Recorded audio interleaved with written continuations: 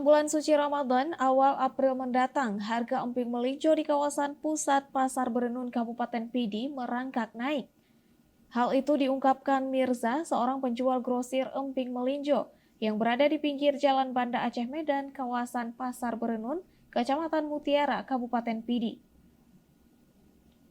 Menurut Mirza, kenaikan harga emping melinjo di kawasan Pasar Berenun, Kabupaten Pidi sudah terjadi sejak dari beberapa minggu terakhir ini.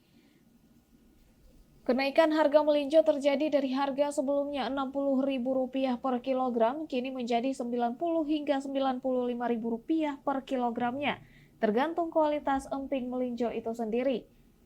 Akibat kenaikan harga ini, permintaan emping melinjo yang merupakan makanan khas Kabupaten Pidi tersebut mengalami penurunan. Kenaikan harga emping melinjo terjadi karena bertepatan dengan masa turun sawah di kawasan Pidi, sehingga membuat kurangnya produksi kerupuk emping melinjo dari para pengrajin produksi kerupuk emping melinjo di kawasan tersebut, sehingga membuat pasokan stok emping melinjo pun menjadi berkurang. Ya, mulai sekarang emping udah mulai naik ya. Sekarang dari harga 90 sampai 95. Dulu harga 60, sekarang udah mulai 90.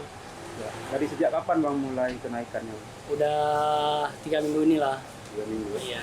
Untuk permintaan masyarakat sendiri bagaimana? Kadang-kadang ini kan mulai udah menurun. Dulu kan waktu bulan berapa? Bulan 4 makin naik. Ini udah menurun kali ini.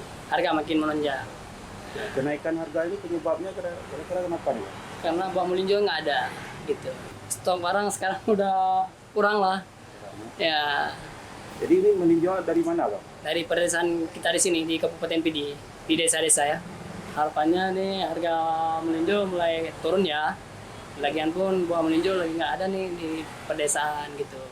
Pedagang emping melinjo pun berharap agar harga emping melinjo bisa kembali stabil, sehingga permintaan emping melinjo pun bisa stabil kembali. Dari Kabupaten Pidi, Murdani Hasbi melaporkan untuk Puja TV Aceh.